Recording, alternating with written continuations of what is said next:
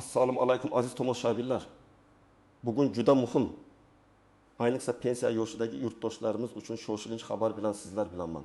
Videoni oxirigacha diqqat bilan tomosha qiling. Chunki bugun men sizni katta moliyaviy yo'qotishlardan qutqaradigan ma'lumotlarni beraman. Gap shundaki, aprel oyining oxirigacha rasmiylashtirishingiz shart bo'lgan qo'shimcha to'lovlar bor. Agar siz bu muddatni o'tkazib yuborsangiz, keyinchalik bu imkoniyat butunlay yopiladi. Bu albatta har bir pensionerga taalluqli emas, lekin kimlarga tegishli ekanligini bilish uchun videoni diqqat bilan ko'ring. Hozirdayoq kanalimizga obuna bo'lib, ushbu videoga like bosing. Toki bu ma'lumotlar imkon qadar ko'proq odamga yetib borsin. Muammoning mohiyati xo'sh. Oldin qanday edi va hozir nima o'zgardi? Bilasizki, pensiya tizimimiz doimiy ravishda takomillashib boradi. Ammo ba'zi o'zgarishlar shoshilinch harakat qilishni talab qiladi. An'anaviy pensiya tizimida ko'pchilik qo'shimcha to'lovlarning aksariyati avtomatik ravishda tayinlangan. Ya'ni pensiya jamg'armasi yoki tegishli davlat organlari fuqaroning ma'lumotlarini o'z bazalarida ko'rib chiqib, agar u biron bir imtiyozli to'lovga yoki qo'shimcha mablag'ga ega bo'lsa, uni avtomatik tarzda pensiyaga qo'shib berishgan. Bunda odatda hech qanday ariza yozish, qaysidir hujjatni olib borish talab qilinmasdi. Bu bir tomondan juda qulay edi, ayniqsa yoshi kattalar uchun. Ammo boshqa tomondan ba'zi hollarda fuqarolarning o'zlari qo'shimcha imkoniyatlardan bexabar qolib ketishlariga sabab bo'lardi. Hozirgi vaziyat biroz o'zgardi. Hukumat ijtimoiy himoyani kuchaytirish maqsadida bir qator yangi qo'shimcha to'lovlarni joriy etdi. Ammo bu to'lovlar har bir pensionerga avtomatik tarzda qo'shilmaydi. Bu yerda bir nechta sabablar bor. Birinchidan, bu to'lovlar ma'lum bir shartlarga ega bo'lgan pensionerlarga qaratilgan. Ya'ni bu universal emas. Ikkinchidan, bu shartlarni tasdiqlovchi ba'zi ma'lumotlar davlat bazalarida to'liq bo'lmasligi yoki yangilanishi kerak bo'lishi mumkin. Uchinchidan, bu yangi dasturlar uchun ma'lum bir moliyaviy rejalashtirish mavjud bo'lib, ular uchun ariza berish muddati cheklangan. Aynan shu muddat, ya'ni aprel oyining oxiri bizni shoshilishga undaydi. Bu to'lovlar odatda davlat byudjetidan ajratilgan maxsus mablag'lar hisobiga amalga oshiriladi. Va bunday dasturlar tez-tez cheklangan vaqt oralig'ida amal qiladi. Shuning uchun, agar siz bu qo'shimcha to'lovlar haqida bilmasangiz va ularni rasmiylashtirish uchun ariza bermasangiz, siz o'zingizga tegishli bo'lgan bir necha million so'm yoki hatto undan ham ko'proq mablag'ni yo'qotishingiz mumkin. Bu nafaqat bir martalik to'lovlar, balki ba'zi hollarda har oy qo'shilib turadigan doimiy qo'shimcha mablag'lar ham bo'lishi mumkin. Batafsil tahlil kimga tashvishlanish kerak va kimga emas demak. Nima haqida bilish kerak, kim tashvishlanishi kerak va kimga kerak emas degan savollarga javob beramiz. Ushbu qo'shimcha to'lovlar asosan quyidagi toifadagi pensionerlarga tegishli bo'lishi mumkin. Birinchi toifa: kam ta'minlangan oilalarning pensionerlari. Agar sizning oilangiz kam ta'minlangan deb tan olingan bo'lsa yoki sizning pensiyangiz miqdori tirikchilik minimumidan past bo'lsa, sizda qo'shimcha ijtimoiy qo'llab-quvvatlash huquqi paydo bo'lishi mumkin. Misol uchun, Toshkent shahrida yashovchi yetim yoshli Oysha momo pensiyasi 800 ming so'm. U yolg'iz yashaydi va hech qanday qo'shimcha daromadi yo'q. Uning pensiyasi respublikada belgilangan tirikchilik minimumidan past. Hukumat tomonidan joriy etilgan yangi dastur doirasida agar aprel oxirigacha murojaat qilsa, uning pensiyasiga har oy 200 ming so'm miqdorida qo'shimcha to'lov tayinlanishi mumkin. Bu degani bir yilda 2 million 400 ming so'm, ya'ni pensiyaning sezilarli darajada oshishi. Bu to'lov uning hayot sifatini sezilarli darajada yaxshilaydi. Dori-darmon yoki oziq-ovqat xarid qilishda qo'shimcha yordam bo'ladi. Avvallari bu turdagi yordam kam ta'minlanganlik holatiga qarab avtomatik ravishda emas, balki qandaydir bir qismi ta'minlanishi mumkin edi. Ammo hozirda yangi me'yorlar joriy etilgan bo'lib, bunda sizning murojaatingiz muhim ahamiyat kasb etadi. Ikkinchi toifa: nogironligi bo'lgan pensionerlar va ularning oila a'zolari. Agar sizning nogironligingiz bo'lsa va siz pensiya olayotgan bo'lsangiz yoki siz nogironligi bo'lgan shaxsga qaraydigan pensiya yoshidagi vasiya bo'lsangiz, sizga ham qo'shimcha to'lovlar tayinlanishi mumkin. Tasavvur qiling, oldin 5 yoshli Anvar aka ikkinchi guruh nogironi. Uning pensiyasi 950 ming so'm. Uning o'zi uchun maxsus ehtiyojlari bor, dori-darmonlarga doimiy xarajatlari bor. Yangi qonunga ko'ra, nogironligi bo'lgan shaxslarga ularning tibbiy xarajatlarini qoplashga yordam berish maqsadida Agar ular ariza bersalar, BGXda 1000 so'm miqdorida har oylik qo'shimcha to'lov belgilanishi mumkin. Anvar aka shunchaki aprel oxirigacha ariza bermaganligi sababli har yili 1.800.000 so'm yo'qotishi mumkin. Bu mablag'lar uning dori-darmon xarajatlarini to'liq qoplamasa ham katta yordam bo'ladi. Ilgari bu kabi to'lovlar ko'pincha nogironlik guruhiga bog'liq bo'lib, avtomatik ravishda tayinlangan. Ammo hozirda ba'zi yangi turdagi yordamlar uchun murojaat qilish zarurati paydo bo'ldi. 3-toifa. Qaramog'ida oila a'zolari bo'lgan pensionerlar. Agar sizning qaramog'ingizda voyaga yetmagan farzandlaringiz, talaba bo'lgan farzandlaringiz yoki mehnatga layoqatsiz oila a'zolaringiz bo'lsa, siz ham qo'shimcha to'lovlarga haqli bo'lishingiz mumkin. Misol uchun 62 yoshli Dilorom opa erdan erta ayrilgan. Uning qaramog'ida 2 nafar maktab yoshidagi nabirasi bor. Chunki ularning ota-onasi uzoq muddatga chet elga ishlash uchun ketgan. Dilorom opaning pensiyasi 1.100.000 so'm. U nabiralarni boqish, kiyintirish, o'qitish uchun katta xarajatlarga ega. Yangi dastur doirasida qaramog'idagi har bir voyaga yetmagan shaxs uchun 1.000 so'mdan qo'shimcha to'lov berilishi mumkin. Dilorom opa 2 ta nabirasi uchun jami 200.000 so'm qo'shimcha olish imkoniyatiga ega. Bu yiliga 2.400.000 so'm degani. Bu mablag'lar bolalarning oziq-ovqati, o'quv qurollari uchun juda katta yordam bo'ladi. Ilgari bunday qo'shimchalar asosan beva ayollar va boquvchisini yo'qotganlarga tegishli edi. Ammo qaramog'idagi nabiralarni hisobga olishda ba'zi yangi me'yorlar joriy etilgan bo'lishi mumkin. 4-toifa. Maxsus mehnat sharoitlarida ishlagan pensionerlar. Agar sizning pensiya tayinlanishiga asos bo'lgan ish tajingiz og'ir, zararli yoki noqulay mehnat sharoitlarida o'tgan bo'lsa va bu avvalgi hisob-kitoblarda to'liq inobatga olinmagan bo'lsa, sizda pensiyani qayta hisoblatish va natijada qo'shimcha to'lov olish imkoniyati mavjud. Aytaylik, o'rtakasi yoshli Temur aka ko'mir qazish konida 25 yil ishlagan.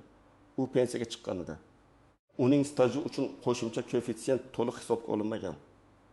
Hozirda pensiya jamg'armasi ushbu toifadagi fuqarolarga murojaat qilish va pensiyani qayta hisoblatish imkoniyatini beradi.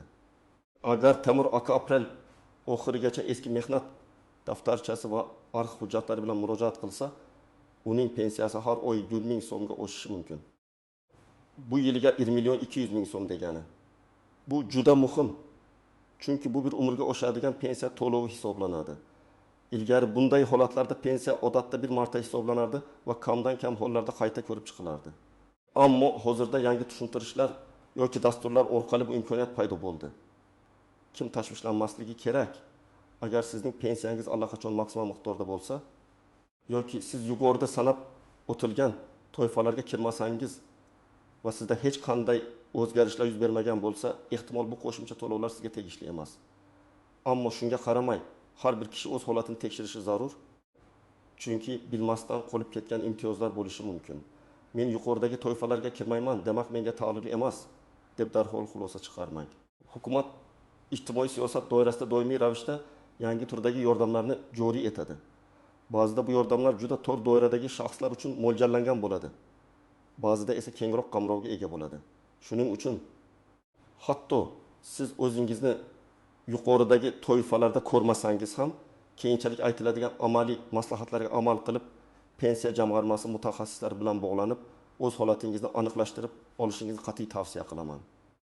Axir, bu sizning shaxsiy moliya ahvolingizga bevosita ta'sir qiladigan muhim masala. Istisnolar, tuzoqlar va noaniq jihatlar endi esa bu qoidalardagi istisnolar. Uchraydigan tuzoqlar va ko'pchilik e'tibor bermaydigan noaniq jihatlar haqida gaplashamiz. Bu qism ayniqsa muhim, chunki u sizni kutilmagan muammolardan himoya qilishi mumkin. Birinchi tuzoq hujjatlarning to'liqligi va haqqoniyligi. Ko'pincha pensionerlar pensiya jamg'armasiga murojaat qilganlarda ulardan qo'shimcha to'lovlar uchun talab qilinadigan barcha hujjatlar to'liq bo'lmaydi. Masalan, kam ta'minlangan oila sifatida ro'yxatga olinganligini tasdiqlovchi ma'lumotnoma muddati o'tgan bo'lishi mumkin yoki nogironlik bo'yicha tibbiy xulosa ma'lumotlari pensiya jamg'armasi bazasida yangilanmagan bo'lishi mumkin. Yoki qaramog'idagi shaxslar uchun oilaning tarkibi to'g'risidagi ma'lumotnoma eskirgan bo'lishi mumkin.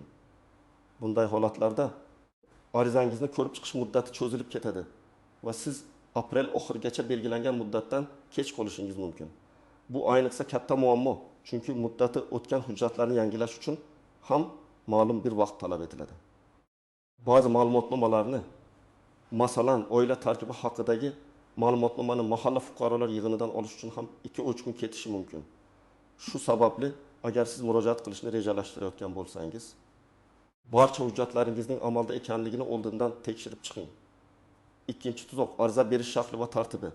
Ba'zi pensionerlar, ayniqsa keksa avlod vakillari ariza berish tartibini to'liq tushunmaydilar. Ular shunchaki og'zaki murojaat qilish yoki noto'g'ri shaklda ariza yozish bilan kifoyalanishadi. Ammo ko'plab qo'shimcha to'lovlar uchun qat'iy belgilangan ariza shakllari mavjud bo'lib, ularni to'g'ri to'ldirish shart. Masalan, qaramog'idagi shaxslar uchun qo'shimcha to'lov uchun ariza shaklida qaramog'idagi har bir shaxsning shaxsiy ma'lumotlari, tug'ilgan sanasi, qon qarindoshlik darajasi va ularning mehnatga layoqatsizligi yoki ta'lim olishi haqidagi ma'lumotlar aniq ko'rsatilishi kerak. Agar bu ma'lumotlar to'liq yoki noto'g'ri bo'lsa, arizangiz rad etilishi mumkin va siz uni qayta topshirishga majbur bo'lasiz. Bu esa qimmatli vaqtni yo'qotishga olib keladi. Barcha ma'lumotlarni pensiya jamg'armasining o'zida yozma ravishda berish kerak. 3-tuzoq, turli xil pensiya turlari uchun farqlar. Pensiya turlari, masalan, yoshga doir nogironlik bo'yicha, boquvchisini yo'qotganlik bo'yicha pensiyalar mavjud. Har bir turdagi pensiya uchun qo'shimcha to'lovlarni hisoblash va tayinlashda o'ziga xos farqlar bo'lishi mumkin. Aytaylik, yoshga doir pensionerlar uchun belgilangan qo'shimcha imtiyozlar nogironlik bo'yicha pensiya oluvchilar uchun farqli bo'lishi mumkin. Ba'zi bitta toifaga tegishli bo'lgan qo'shimcha to'lov boshqa toifaga taalluqli bo'lmasligi mumkin. Pensionerlar ko'pincha bu noaniq farqlarga e'tibor bermaydilar va umumiy qoidalar bo'yicha murojaat qiladilar. Bu esa rad javobiga sabab bo'ladi. Shu sababli sizning pensiya turingizga xos bo'lgan imtiyozlarni aniqlashtirish muhim. 4-tuzoq, avtomatlashtirilgan tizimlar va inson omili. Bugungi kunda ko'plab ma'lumotlar avtomatlashtirilgan tizimlar orqali qayta ishlanadi. Ammo ba'zi tizimda xatolar, uzilishlar yoki ma'lumotlarning noto'g'ri aks etishi holatlari uchraydi. Masalan, sizning ish tajingiz to'g'risidagi ma'lumotlar bazada to'g'ri kirmagan bo'lishi mumkin yoki nogironlik guruhingiz noto'g'ri ko'rsatilgan bo'lishi mumkin. Bu holatlarda sizning murojaatingiz to'g'ri bo'lsa ham tizim xatosi tufayli rad javobini olishingiz mumkin. Bunday holatlarda pensiya jamg'armasi xodimi bilan shaxsan suhbatlashish va barcha ma'lumotlarni tekshirish zarur. Bu jarayon vaqt talab qiladi. Shuning uchun kechiktirmaslik kerak.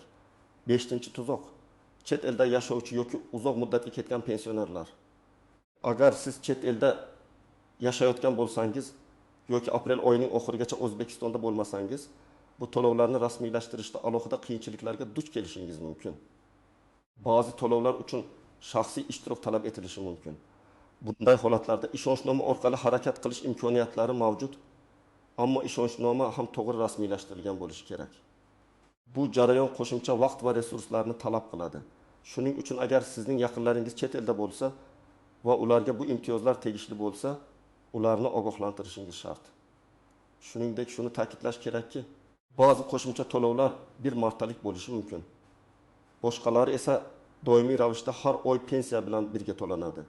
Bu farqni ham aniqlashtirish muhim, chunki bu sizning kelajakdagi moliyaviy rejalaringizga ta'sir qiladi.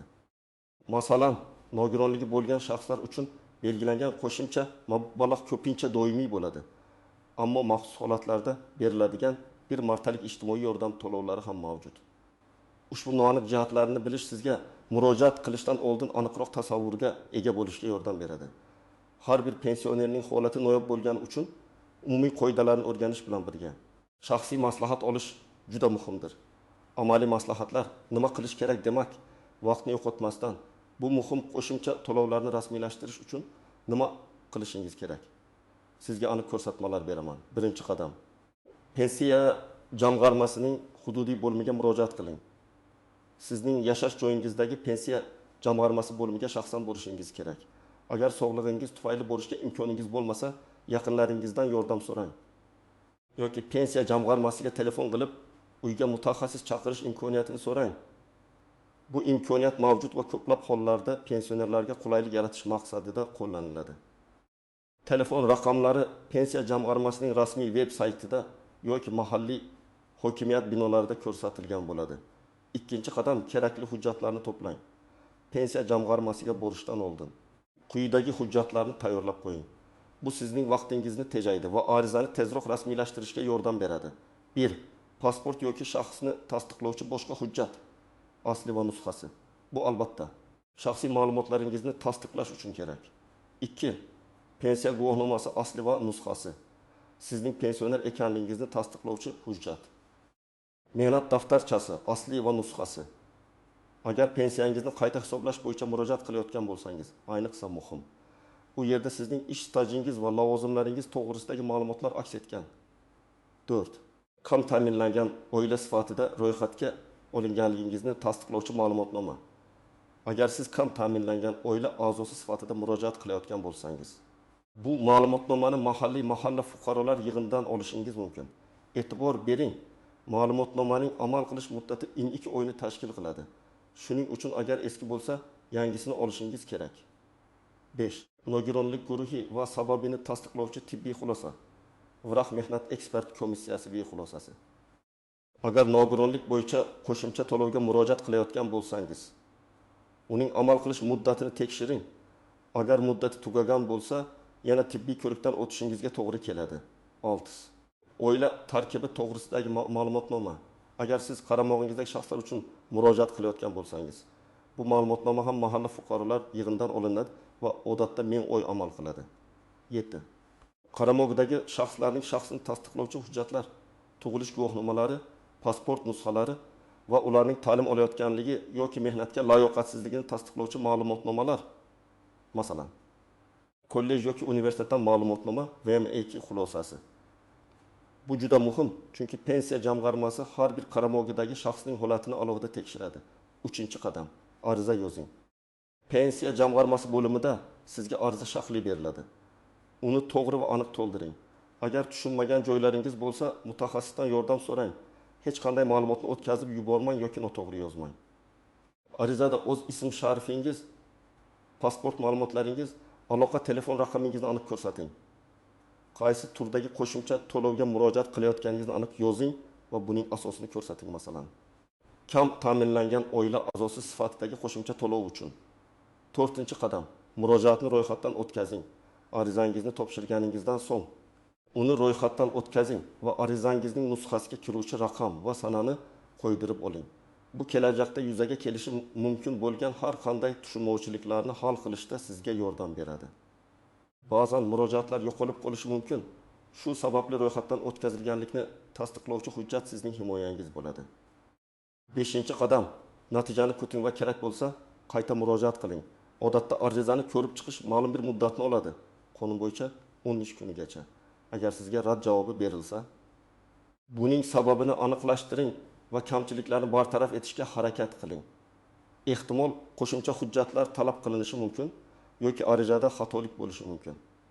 Muddat tugashiga o'z vaqt qolgan bo'lsa, imkon qadar tezroq harakat qiling. Muhimi Xalq banki. Agar sizning pensiyangiz Xalq banki orqali to'lanadigan bo'lsa, bu qo'shimcha to'lovlar ham xuddi shu hisob raqamingizga o'tkaziladi. Shuning uchun Xalq bankidagi hisob raqamingizning faol ekanligiga ishonch hosil qiling. Agar siz hali kartaga o'tmagan bo'lsangiz, pensiya jamg'armasida ariza berayotgan paytda pul o'tkazish uchun shaxsiy hisob raqamingizni ham ko'rsatishingiz lozim. Ushbu jarayonlar qiyin tuyulishi mumkin, ammo bu sizning moliyaviy barqarorligingiz uchun juda muhimdir.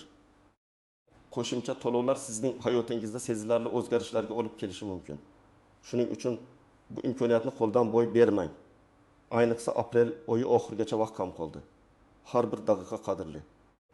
Xulosa va yakuniy chorlov, hurmatli pensionerlar va ularning yaqinlari. Bugun men sizga aprel oyining oxirigacha rasmiylashtirilishi shart bo'lgan qo'shimcha to'lovlar haqida batafsil ma'lumot berdim. Bu ma'lumot sizning moddiy ahvolingizni yaxshilash, sizga qo'shimcha yordam berish uchun mo'ljallangan. Kimga bu imtiyozlar tegishli ekanligi, qanday tuzoqlardan saqlanish kerakligi va eng asosiysi, nima qilish kerakligi haqida amaliy ko'rsatmalar berdim. Esingizda bo'lsin.